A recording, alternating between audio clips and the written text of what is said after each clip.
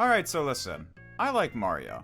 I've been playing his games ever since I was shitting my diapers, and the more I think about it, it actually is crazy that I'm still interested in this fat little plumber.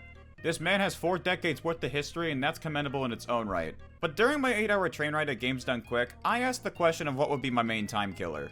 I was carrying 3 different portable consoles on my back, and despite my indecisiveness, I actually ended up playing Mario Sunshine for most of the ride. Now, I don't know how everybody feels about this game today, but before this train ride, I loved Sunshine.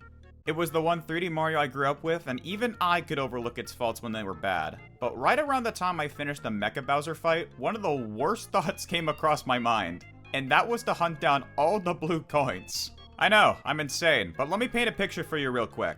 The year is 2023. If you want to look up a guide for something, you can find it. We've all been there. And sometimes, taking the easy way out is a lot more enjoyable than spending an hour looking at every grain of sand. But my train didn't have Wi-Fi, and I was traveling through the middle of bumfuck nowhere, so I had no bars on my phone for the majority of the ride. But did that stop me from trying this? No, but I really wish it fucking did, because doing this back in 2002 must have been a nightmare. Like, I don't think it starts out that bad, because graffiti is everywhere, pianos are covered in goop, and most of the cues are obvious. But then the hunt starts to get weird. You forget there's actually mission-locked blue coins, and if you're like me, you ran around Bianco 4 for 50 minutes thinking they were all here. I can admit to being a dumbass, but once you get to the last 10 blue coins in a world, you start to begin questioning your life choices. This hunt was no longer just a game. It was a commitment. And I wasn't going to back out of a hole I was already this deep into. So I looked under every branch, rock, and blade of grass to make sure the devs didn't put a blue coin behind something stupid. Because at this point, anything is on the table. They will be mean to you. Like, I don't know what Miyamoto was cooking back in the day, but the fact that I had to spray down birds was fucking insane.